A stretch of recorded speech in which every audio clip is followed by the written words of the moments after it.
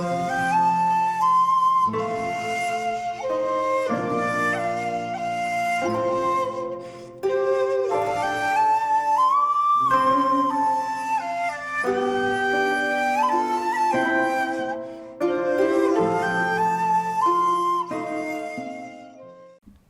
there, this is Solid Sharon from Solid Sharon Films, and welcome to part 8 of my Joseph Losey season. Today we're going to talk about Time Without Pity from 1957, and this is the Indicator Blu-ray. This is we're beginning to see more Losey films on Blu-ray. This came out a couple of years ago. This is by number 154 at Indicator's range. This obviously comes with the usual lovely booklet full of essays and writings, and there's Losey himself. This was Losey's third British film and the first British film that actually had his name, not a pseudonym, and it also features Ben Barsman, who wrote the script, again not using a pseudonym. So this was kind of a turning point in Losey's career as far as getting his name back, essentially.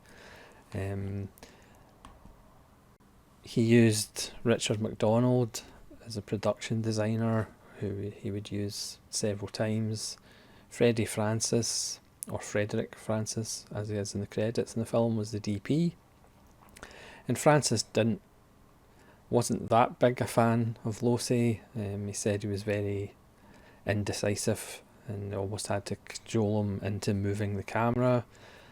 Losey never really mentioned Freddie Francis when he normally bring up DPs that worked with him on films. So that relationship perhaps wasn't the best.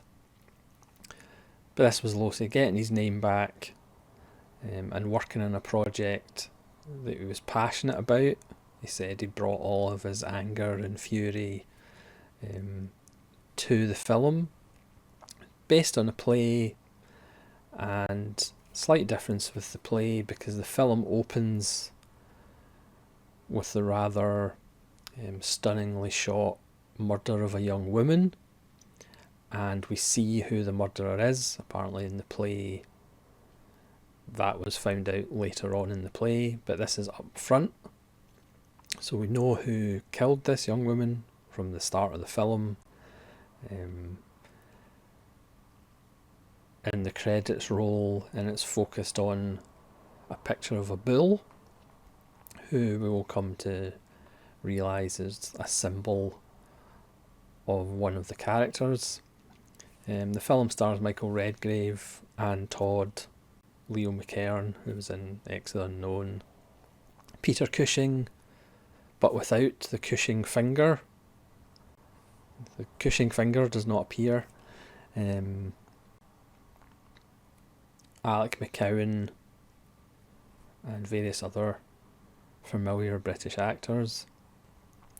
And the film starts with Michael Redgrave coming off a plane, being met by Peter Cushing, who is his Michael Redgrave's son's lawyer, who we find out he is up for murder and he's going to be executed in 24 hours for the murder of the young woman. And the film is pretty much Michael Redgrave trying to find out who killed the young woman, because he believes his son is innocent. The film is called Time Without Pity, and clocks and watches do play a major part in the film. There's one scene where Michael Redgrave is interviewing or talking to the mother of the actor who would be more famous as Miss Moneypenny in some James Bond films. And this woman has a collection of clocks and alarm clocks that go off because she finds it comforting that alarm goes off and she doesn't have to be anywhere. So this film is heavy with images of clocks and watches, and it's literally a ticking clock film. So Michael Redgrave has been in a sanatorium because he's an alcoholic. Michael Redgrave himself struggled with alcohol problems. And Peter Cushing takes him to visit his son in prison, and it's shot quite beautifully. So even from each other's perspective, the reflection of the other character is still in the frame. I mean, the cinematography in this film is really quite beautiful. And then Michael Redgrave goes to the flat with his son's friend, who is the adopted son of Anne Todd and Leo McKern. Leo McKern, who is shorter in stature than Michael Redgrave, but he's a northern man who has found business success down south. He has a bullish nature. He does go into fits of rage. Again, it's this little man who has found success but is desperate to hold on to it. And Michael Redgrave gets into the weeds of the dynamics between his son and Leo McKern's wife, Leo McKern's adopted son and his son. There's all manner of things going on. At one point, Leo McKern extols to everybody that there's no secrets, but obviously there's lots of secrets. I'm not going to go into plot spoilers or anything like that, because not everybody will have seen this film, but they should, seeing it has a lovely Indicator release. Again, I'm not paid by Indicator, honest. But again, Losey just creates this tension and feeling of desperation. It's almost several of the characters have this kind of clutching desperation going on. Michael Redgrave acts more guilty than his son. The first time we see the son, he's pretty much come to terms with the fact he's going to die, and he's pretty much just fatalistic about the whole thing. And it's Michael Redgrave that acts throughout the film as though he's the one that's about to die. He's the one that's under the death sentence. Losey, as I talked about in the introduction, said he put a lot of his own kind of anger into the film. So there's a series of the lawyers and the police and newspaper editors and MPs that don't really do anything about it. The film is about kind of anti-capital punishment as well. The MP, bizarrely, is played by the actor who was the astronaut in the Quatermass experiment for eagle-eyed viewers. And he's kind of talking about he's anti-capital punishment, but again, it's all kind of the third person while Michael Redgrave's in the room. So there's definitely a feeling of the establishment and establishment figures not really being able to help or even being interested in helping, because again, it's about the ideals rather than the people who are actually affected. Leo McKern, his desperation at keeping his wealth, keeping his somewhat fractured family together. He's in the car business, and obviously he treats cars, refers to them as she. So cars and women are just essentially objects of success, or symbols of success and control.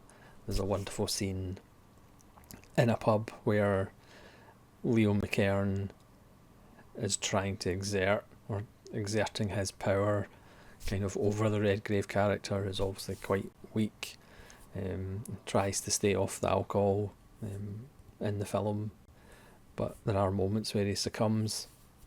He's talking about the control of a car, the control of a woman. British critics talked about the film as being very overwrought and kind of unnecessarily emotional. The French loved it. I think this was one of the first Losey films that the French really took notice of. It's a wonderful film. Again, I'm not going to go into plot spoilers. But again, like I said, we are shown who has done the murder before the opening credits are finished. And then it's just a matter of whether they can be brought to justice and how they can be brought to justice. The relationship between Leo McKern's wife and the son is a very interesting one, because it's never really made clear exactly what kind of relationship that is. And all the relationships between the Stanford people, who are Leo McKern's family, and Michael Redgrave's son, and during the film Michael Redgrave and the Stanfords. It's a very interesting dynamics that Losey shoots with. There's lots of mirrors, reflections, the positioning of characters, and the frame is very interesting, and it's one of Losey's best early films. Again, this Indicator release is wonderful. There's a 80-minute John Player lecture with Joseph Losey from 1973, in conversation with the critic Dilys Powell, which is really good. There's a commentary with Neil Sinyard, who did a lot of stuff in Master of the Cinema with Billy Wilder, and his commentary is excellent. And there's a 16-minute interview with Gavrik Losey, strange enough Joseph Losey's son, and he talks about the film. Obviously, he talks about his father in glowing terms, strangely enough. I mean, and as an example of how Indicator goes the extra mile with extras, we have the Horlicks advert from 1960, which is a minute long, which is a Horlicks advert directed by Joseph Losey. I won't be doing a separate video on the Horlicks advert, just in case you're wondering, and a 40-page booklet. So it's really a fantastic release of a wonderful Losey early film, and like I say, it's a turning point. It's not exclusively, but perhaps the first Losey film that kind of got certainly the French critics interested and intrigued. And again, it was his first film since the blacklisting that he actually got his own name on a film. So it's that kind of turning point in the next chapter of his career. So that's Time Without Pity. A really good little, not necessarily whodunit, but more how are they going to be brought to justice if they are, from 1957. So thanks so much for watching. Please let me know in the comments if you've seen Time Without Pity and what you think of it, and hopefully you'll join me again for part 9 of my Joseph Losey season. So this is Soldier Ronan from Soldier Ronan Films, saying thanks for watching and farewell.